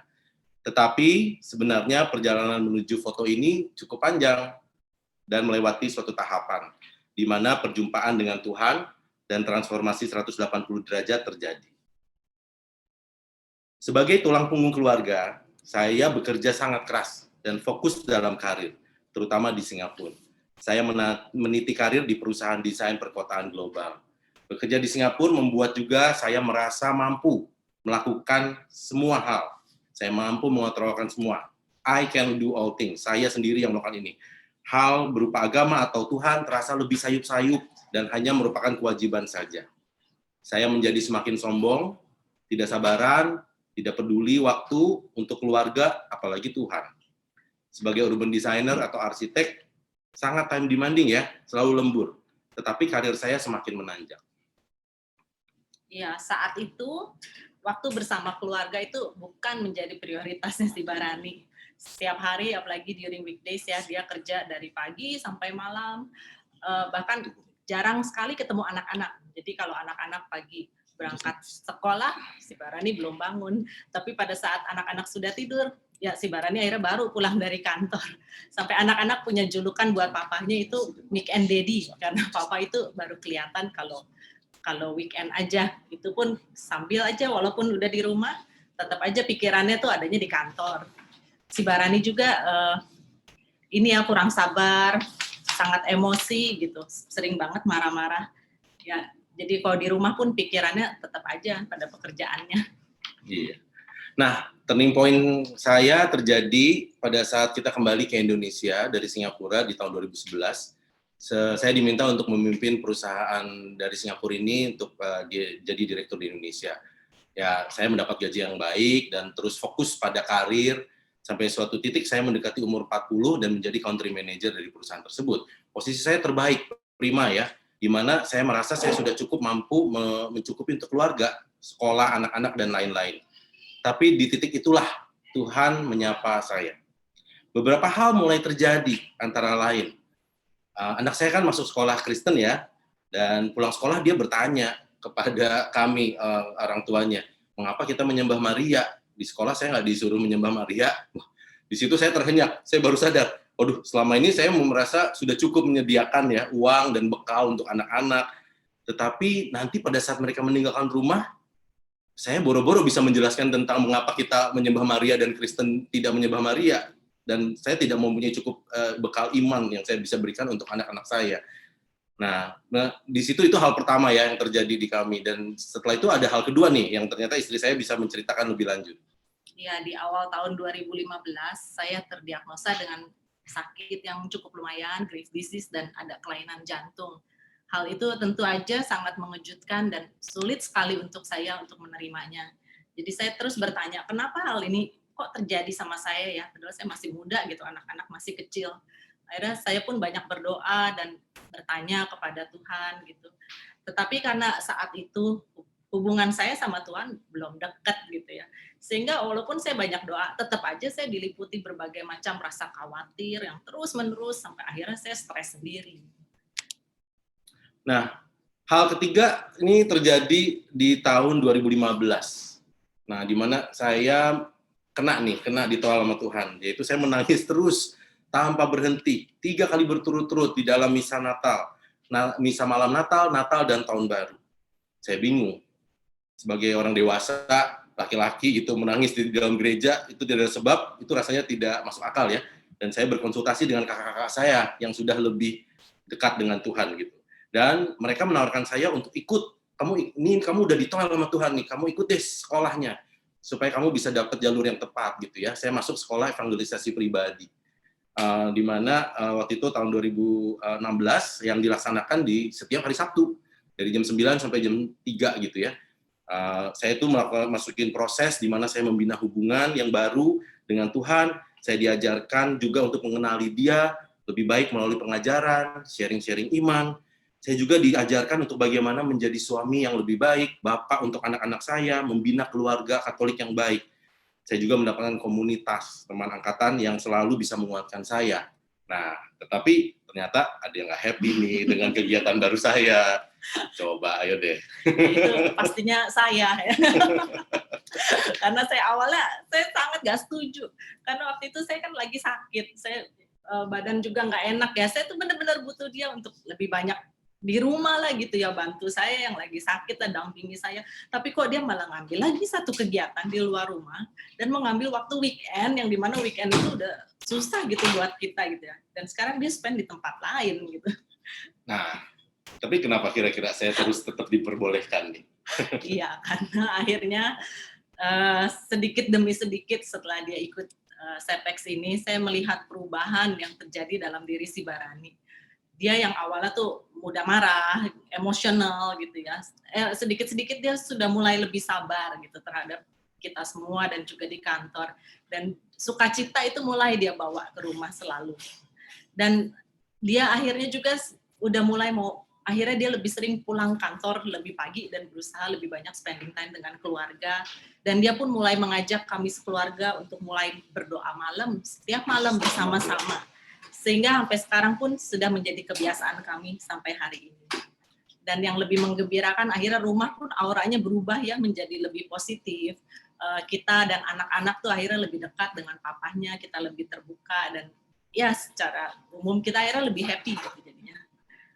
Nah, di sini di gambar yang berikutnya ini di tahun 2016 di Agustus. Akhirnya Sylvia dengan kelainan jantungnya kita melakukan operasi ya di Singapura, dan itu operasi jantung kan operasi yang nggak main-main ya. Kita berdoa dan ternyata ya terlaksana dengan baik walaupun belum 100% sembuh.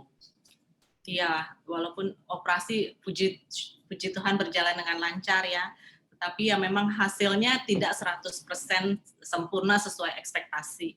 Ya tentu saja saya ada rasa kecewa ya di situ. Dan disinilah mulai akhirnya pergumulan dalam hati saya. Apa mungkin Tuhan sebenarnya punya rencana lain untuk saya dengan ini, tetapi saya nggak bisa ngelihatnya gitu. Karena waktu itu saya ya masih belum berserah kepadanya.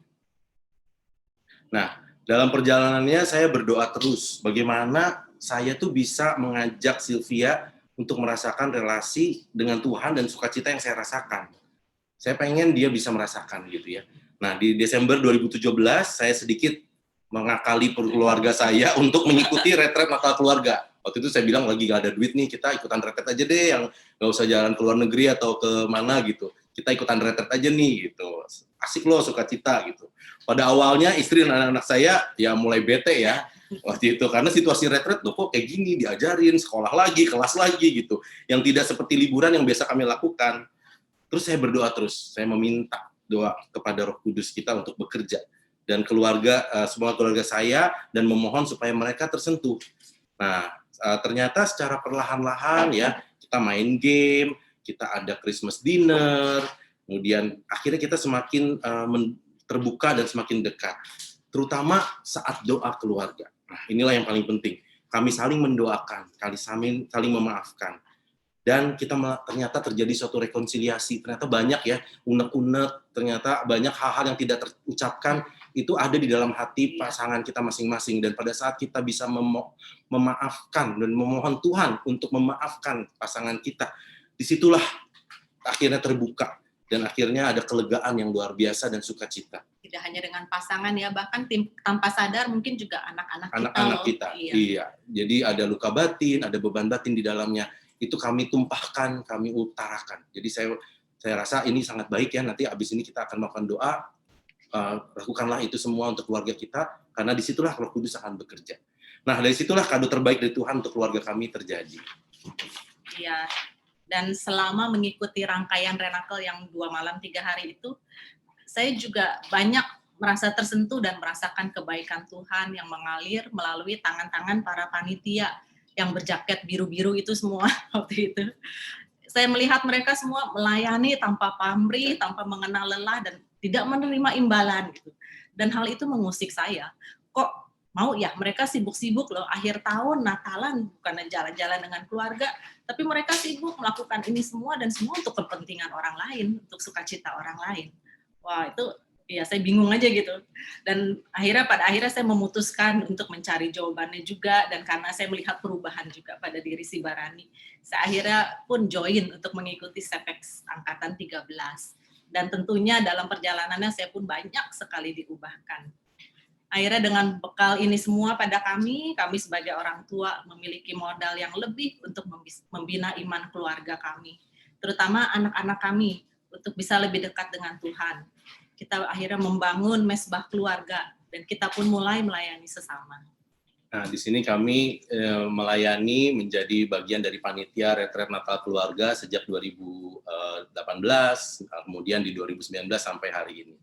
Nah, kami juga mulai melayani di lingkungan ya. Setelah kita berbenah di dalam diri kita, keluarga kita bisa lebih mampu melayani di lingkungan dan juga menjadi evangelizer. Nah, ini paling penting untuk saya, kalau saya di kantor, ya lingkungan kantor kita. Lingkungan kantor kita adalah lingkungan pertama kita juga, komunitas di luar keluarga, dan juga lingkungan di mana kita juga perlu membuat suatu bisnis yang devotional business gitu ya. Nah, saya juga lupa menyatakan bahwa mungkin saya juga dikenal sebagai pemenang sayembara pemindahan ibu kota negara Rimba Nusa. Nah, di sini sebetulnya saya mau menyampaikan satu kasus kecil di mana kesannya keluarga kita ini semuanya kesannya baik gitu ya, dan semuanya ideal gitu, kesannya semuanya terjadi walaupun banyak hal-hal yang luar biasa yang terjadi. Tetapi pada saat kita dapat suatu crash atau suatu tes, disinilah salah satu yang mungkin bisa kita rasakan ya, bahwa sayembara ini terjadi pada saat kami sebetulnya juga mempunyai target-target lain, yaitu kami sebetulnya sudah menjadi panitia. Bahkan kami itu adalah ketua panitia Pasutri untuk retret Natal keluarga tahun kemarin ya. Nah, di situ 2019 ya, di mana tanggal pelaksananya tanggal 27 sampai 29 Desember, sementara sayembara ibu kota itu Oktober sampai Desember. Ini crash nih, ketemu di tengah-tengah, dan dua-duanya dahsyat gitu ya. Retret Natal keluarga adalah retret di Sekinah yang membutuhkan banyak koordinasi, perencanaan, dan juga menguras energi ya. Nah, padahal di belakangan di bulan saya itu Oktober sayembara ibu kota juga dilaksanakan. Disinilah sebetulnya ujian buat kami. Bagaimana caranya kami menyeimbangi semua ini. Berat gitu ya, dan dua-duanya dirasakan penting. Padahal acara ini semua tiap minggu menyita waktu kita juga gitu. Nah, di titik itu kami menemukan satu cara yang baik, berhasil gitu ya, karena kami bekerja sama sebagai pasangan suami istri. Pada saat saya lagi benar-benar harus kerja untuk memenangkan ibu kota itu, istri saya mengambil alih dan menjadi membantu untuk dalam proses kepanitiaan ini gitu ya. Nah, dari situ akhirnya dengan senang hati ternyata semuanya baik, retret juga berhasil dan juga kami memenangkan sayembara ibu kota ini dengan mendapatkan hasil berupa uang sebesar 2 miliar yang ternyata sampai hari ini kita cukup bisa bertahan secara bisnis, salah satunya karena itu. Nah, sebagai penutup, saya mau menyampaikan beberapa poin ya. Hal dalam hal ini, Tuhan itu, percayalah Tuhan punya rencana untuk kita. Dan rencana itu dahsyat dan ajaib. Hanya kadang-kadang kita tidak bisa mengertinya, kadang-kadang kita tidak tahu gitu ya. Dan caranya nggak nyampe ke kita dengan cara yang mudah kita mengerti. Kedua, selalu andalkan Tuhan, setia padanya, jadikan Dia tumpuan, ya, dan titik pengharapan kita. Dan mulailah dari pasangan kita dulu.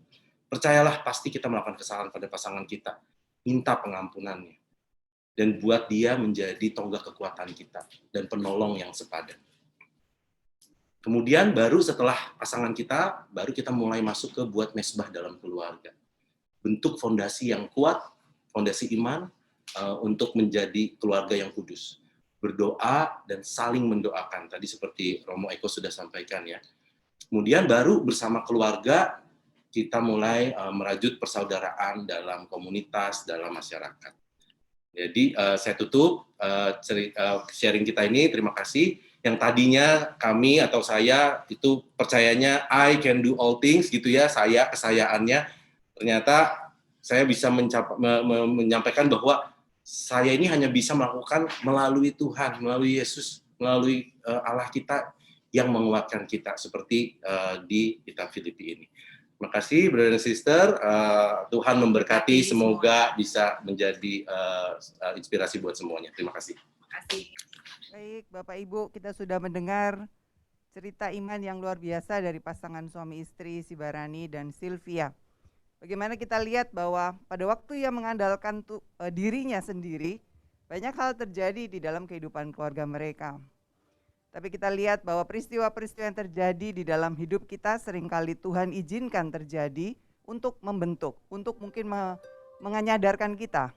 Jangan kamu mengandalkan dirimu sendiri, tapi andalkanlah Tuhan sebagai satu-satunya kekuatan dalam hidup. Karena itu, kita mendapat pesan yang penting dalam sharing si Sylvie dan Bro Sibarani adalah pentingnya membangun mesbah doa.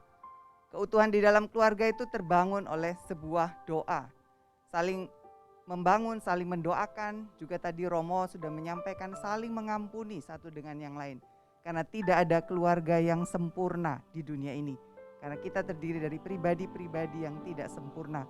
Namun Allah kita adalah Allah yang sempurna.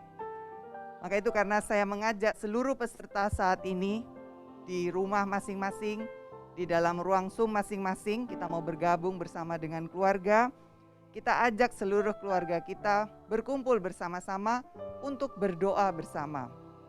Mari saat ini kita boleh saling bergandengan tangan, boleh memeluk papa, mama, anak-anak dalam kebersamaan, juga mungkin ada oma, opa, ataupun keluarga yang saat ini berada bersama-sama Bapak Ibu sekalian.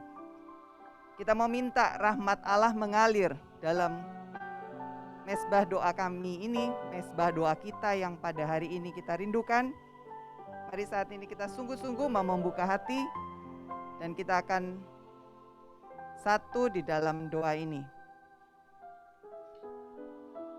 Mari saat ini dalam keadaan hening, kita mau arahkan hati kita kepada Allah yang sungguh mengasihi kita. Kita buka dengan tanda kemenangan kita demi nama Bapa dan Putra dan Roh Kudus. Amin. Ya Yesus, Allah yang Maha Pengasih, Engkau adalah Allah Immanuel yang sudah rela hadir datang ke dalam hati kami masing-masing. Biarlah hati kami boleh saat ini terbuka sebagai palungan yang menerima kehadiran Kristus yang hidup di dalam setiap pribadi. Ya Allah, Yesus yang Maha Kasih, pandanglah setiap keluarga yang saat ini berkumpul bersama-sama. Mereka merindukan kasih-Mu, menjamah, memulihkan, membarui hidup keluarga mereka.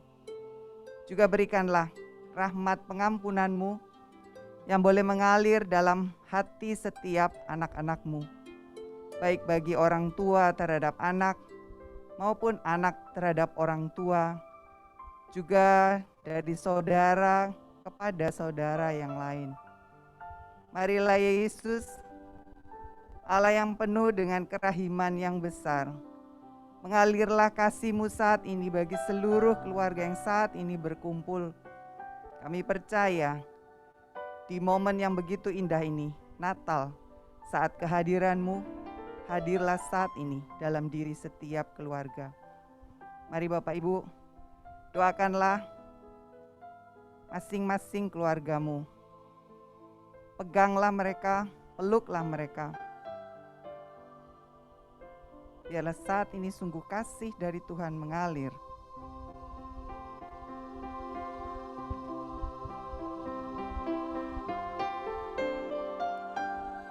Kasih dari surga memenuhi dalam hatiku. Kasih dari Bapa surgawi. Kasih dari Yesus mengalir di hatiku, membuat damai di hidupku. Mari saat ini dalam suasana doa, perwakilan dari anak-anak akan mendoakan orang tua mereka. Dan biarlah saat ini anak-anak boleh memegang orang tuanya, menjamah mungkin punggung, memeluk mereka. Biarlah Angie dan Amy akan menjadi perwakilan anak-anak untuk mendoakan para orang tua. Ya Allah, Bapa yang penuh kasih sayang, kami sangat bersyukur karena Engkau memberi Bapa Mama yang baik. Lewat mereka, kami terlahir dan boleh merasakan kasih. Papa dan Mama telah memelihara dan merawat kami, mendidik dan mendidik kami. Mereka membesarkan kami dan setia mendampingi kami. Kami merasakan kasih sayang-Mu ya Bapa, melalui Papa dan Mama. Ya Bapa, kiranya Engkau selalu memberkati Papa dan Mama. Berilah mereka segala rahmat-Mu yang diperlukan untuk membimbing kami. Berilah Papa dan Mama kesabaran, kebijaksanaan, dan sukacita. Lindungilah Papa dan Mama dari segala mara bahaya dan berilah kesehatan yang prima. Kami mohon limpahkan pula rezeki secukupnya bagi kami semua dan berkati pekerjaan tangan kedua orang tua kami. Kami juga mohon agar Papa dan Mama selalu saling mencintai satu sama lain.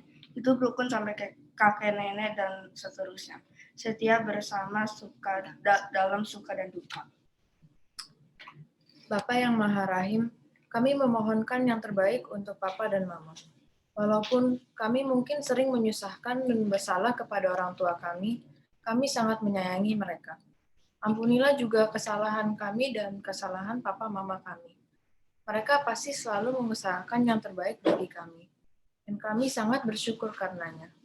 Perhatikanlah ya Bapa, perjuangan dan pengorbanan serta cinta dan ketulusan mereka. Semoga Papa dan Mama dapat selalu menjalankan tugas-tugasnya, di rumah, di kantor, dimanapun baik dalam pekerjaan, dalam pelayanan, dan dalam tugas di masyarakat. Tolonglah mereka selalu ya Bapa. Jangan biarkan Papa dan Mama merasa khawatir, sedih, ataupun putus asa. Curahkan rahmat kegembiraan dan kesanggupan untuk Papa dan Mama. Semoga kami pun dapat membantu dengan yang kami bisa, dan berusaha taat pada mereka seperti yang Engkau minta. Bantulah juga keluarga kami, supaya bisa menjadi gereja kecil-Mu. Kami mau bersama-sama mengasihi-Mu dan mengasihi Putra-Mu Yesus. Kami juga berdoa bagi semua orang tua di dunia, Hiburlah yang bersedih dan kecewa. Kuatkanlah hati mereka dalam segala upaya dan perjuangannya. Semoga Papa, Mama, kami, dan semua orang tua di dunia selalu bersandar kepadamu dan mengandalkan Engkau. Ya Bapa, semua doa ini kami unjukkan kepadamu dalam nama Yesus Kristus Putramu. Dialah Tuhan dan pengantara kami untuk selama-lamanya. Amin. Saat ini, biarlah anak-anak dan orang tua tetap dalam satu kesatuan hati, dan sebagai perwakilan orang tua, Bro Sibarani dan Si Silvi akan mendoakan bagi anak-anak. Ya Tuhan yang Maha Pengasih, kami bersyukur kepadamu karena Engkau telah menganugerahkan pada kami anak-anak sebagai buah cinta kasih dalam keluarga kami ini. Utuslah Roh Kudus-Mu untuk membimbing mereka satu persatu, agar mereka tetap setia kepadamu dalam rahmat iman melalui hidup menggereja. Bimbinglah mereka dalam terang Roh Kudus, dalam perjalanan hidup dan masa depan mereka seturut kehendak dan rencanamu. Jauhkanlah mereka dari segala hal yang merintangi dan menghalangi pertumbuhan iman mereka dalam Kristen. Anugerahkanlah kepada anak-anak kami cinta kasih, kedamaian, rasa persaudaraan yang erat, dan sukacita dalam menjalani kehidupan mereka. Ya Tuhan, betapa bahagianya kami sebagai orang tua bisa membawa mereka menjadi garam dan terang dunia bagi sesamanya. Inilah doa penyerahan kami sebagai orang tua yang telah Kau percayakan tanggung jawabnya untuk menjaga dan mendidik mereka. Berilah kami sebagai orang tua kesabaran dan kasih dalam menjalankan peran kami. Semua ini kami mohon dengan pengantaran Kristus Tuhan kami. Bunda Maria, doakanlah kami anak-anak-Mu. Salam Maria, penuh rahmat, Tuhan sertamu. Terpujilah Engkau di antara wanita, dan terpujilah buah tubuhmu Yesus. Santa Maria, Bunda Allah, doakanlah kami yang berdosa ini, sekarang dan waktu kami mati. Amin. Mari saat ini kita sebagai kesatuan keluarga kudus yang sangat merindukan kasih Allah, boleh mengalir, boleh menjamah, boleh memulihkan, bahkan memberikan rahmat pengampunan yang tidak ada habisnya bagi kita. Mengalirlah kasih-Nya dalam hati kita masing-masing. Mari kita naikkan pujian kasih dari surga.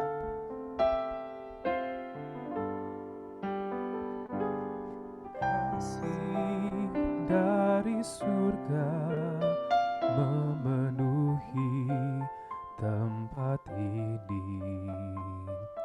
Kasih dari Bapa surgawi.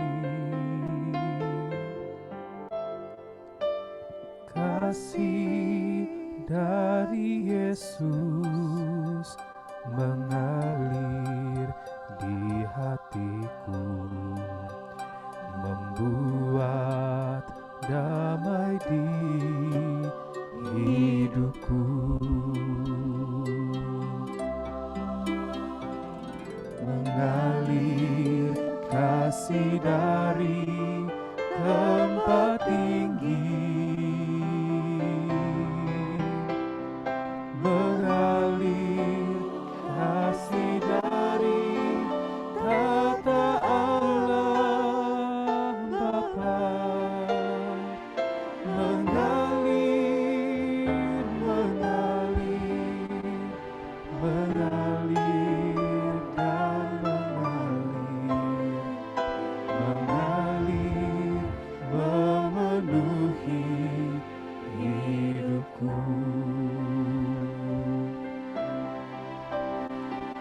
Mengalir kasih dari tempat tinggi, mengalir kasih dari tata Allah Bapa, mengalir, mengalir, mengalir dan mengalir, memenuhi hidupku. saat ini kita mau bersatu, kita memohon doa dan berkat khusus pada hari Natal ini melalui Romo Eko bagi seluruh keluarga yang hadir dalam acara Rekonakel ini. Allah yang Maha Rahim, Engkau adalah Allah kasih. Kami bersyukur kepadamu atas perjumpaan virtual yang boleh kami alami. Kami percaya keluarga kami bertahan, kuat dan perkasa karena Engkau menaburkan rahmat kasih-Mu di dalam hati semua bapak, ibu, dan anak-anak yang hadir di tengah-tengah Rekonakel ini. Hanya Roh Kudus-Mu Tuhan yang membuat kami mampu menerima pasangan kami yang tidak seperti yang kami mau. Menerima orang tua yang tidak selalu mendukung keinginan anak-anaknya. Menerima anak-anak yang tidak seperti yang orang tua harapkan. Namun kami percaya cinta-Mu selalu menggenggam keluarga kami. Kasih-Mu senantiasa menghangatkan keluarga kami. Maka Tuhan, biarlah doa-doa kami untuk orang tua, untuk pasangan, dan untuk anak-anak kami yang kami cintai sampai ke hadirat-Mu. Terlebih pada siang hari ini, kami mohon jamahan-Mu. Jamahlah anak-anak kami yang masih mengeras hatinya dalam perasaan yang benar diri. Jamah mereka Tuhan, jamahlah. Luluhkan hati mereka, biar Roh Kudus yang menyembuhkan hati mereka. Biar Roh Kudus yang melumerkan luka mereka. Biar Roh Kudus yang membuat mereka mampu memberikan pengampunan. Kami pun berdoa bagi saudara-saudari kami yang sakit. Jamahlah mereka Tuhan, jamahlah. Sembuhkan penyakitnya, angkat penderitaan dari tubuhnya. Terutama pada hari ini kami berdoa bagi Ibu Cendra Vina yang sedang berada di ICU. Jamah, angkat sakit dan seluruh kelemahan jiwanya. Pulihkanlah, karena hanya Engkaulah Sang Penyembuh abadi. Kami percaya Tuhan, doa-doa yang kami lantunkan ini, kami persatukan dengan doa putra-Mu sendiri. Bapa kami yang ada di surga, dimuliakanlah nama-Mu, datanglah kerajaan-Mu, jadilah kehendak-Mu, di atas bumi seperti dalam surga. Berilah kami rejeki pada hari ini, dan ampunilah kesalahan kami, seperti kami pun mengampuni yang bersalah pada kami. Dan janganlah masukkan kami ke dalam pencobaan, tetapi bebaskanlah kami dari yang jahat. Ya Allah, limpahkanlah berkat-Mu, penyembuhan-Mu, urapan-Mu, kekuatan Roh Kudus, kasih di tengah keluarga putra-putrimu yang mengikuti Rekonakel ini. Dalam nama Bapa dan Putera dan Roh Kudus. Amin. Kami memuji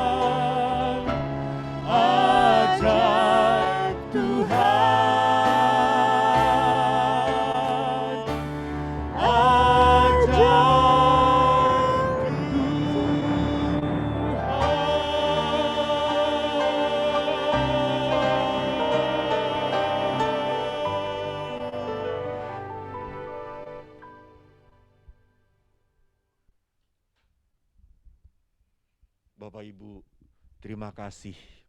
Damai dan sukacita sudah bersama kita. Amin, saudara-saudara. Amin. Sebagai orang beriman harus teriak apa?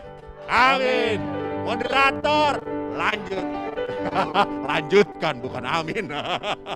Silakan. Luar biasa, sungguh Tuhan hadir di tempat ini, ajaib Tuhan kita. Apapun yang terjadi pada keluarga kita bersandar pada Tuhan dan keajaiban pasti terjadi. Dan di dalam Tuhan hanya ada ya dan amin. Oke, Bapak Ibu Saudara yang terkasih dalam Kristus, ini adalah penghujung acara kita di hari pertama. Dan sekali lagi saya ingin berterima kasih kepada para sponsor, para donatur yang telah mensupport acara ini sehingga mungkin terjadi. Terima kasih untuk Lumen Grease and Lubricants. Terima kasih juga untuk Bumi Professional Industrial Equipment. Dan juga untuk EcoStar Group, your trusted partner for waste management. Juga untuk MDL, PT Mustika Dipa Lestari. Dan terima kasih untuk PT Batara Arta Sentosa, a distribution company. Dan juga untuk Urban Plus, Master Urban Plan Architecture. Dan juga Mama Mia Cheese, dan terima kasih untuk AMH Jahe Merah. Dan juga tak lupa kami berterima kasih untuk media partner Hidup TV, katolikfit.id, katolika.id, YCCR Jakarta, dan Komsos Keuskupan Bandung. Dan tidak lupa untuk GOC Dental Clinic dan Rosalia Express. Terima kasih atas support dan dukungannya, dan juga untuk Coipan Amali dan Sign Golden Bridge. Ya, juga kepada para donatur yang telah bermurah hati support acara ini, untuk keluarga Mariati Chandra, keluarga Krisnanda dan Shirley, untuk keluarga Ludin Winata dan Yvonne Haswin, untuk keluarga Yosef Aswinata dan Maria Fatima, untuk Yena Wati, untuk Maria Kristi, Evelyn, Suharni, Herli, dan keluarga Paulus Hadi. Terima kasih atas support dan dukungannya untuk acara ini sehingga bisa berjalan dengan lancar. Dan sebelum kita mengakhiri pada hari pertama Rekonakal ini, mari kita akan angkat pujian bersama, kita akan memuji Tuhan, dan kita akan bertemu besok pagi. Oke, kepada tim pujian dipersilakan. Shalom. Wah, nggak berasa nih udah sampai di penghujung acara. Oke, bro and sis semua, nggak kerasa ya udah sampai penghujung acara. Saya rasa semua pasti mendapatkan kabar sukacita ya dari awal sampai akhir. Nah, kita Tuhan berfirman ya, kalau kita semua diutus buat mengawartakan kabar baiknya. Nah, dimulai dari keluarga masing-masing. Yuk, mari semua kita nyatakan lewat lagu Go Tell It on the Mountain.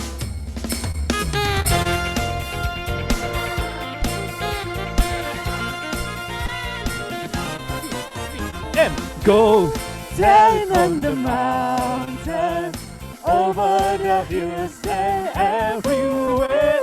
Go tell it on the mountain that Jesus Christ is born. While shepherds keep their watching, go silent flocks by night. Behold to the heaven, there shone a holy night. And go tell it on the mountain, over the hills and everywhere. Go tell it on the mountain that Jesus Christ is born.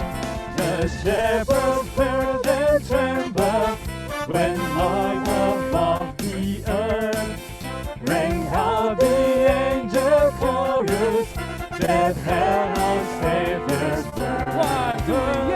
Go tell it on the mountain, over the hills and everywhere. Go tell it on the mountain that Jesus Christ is born. That's one. That Jesus Christ is born. Once again.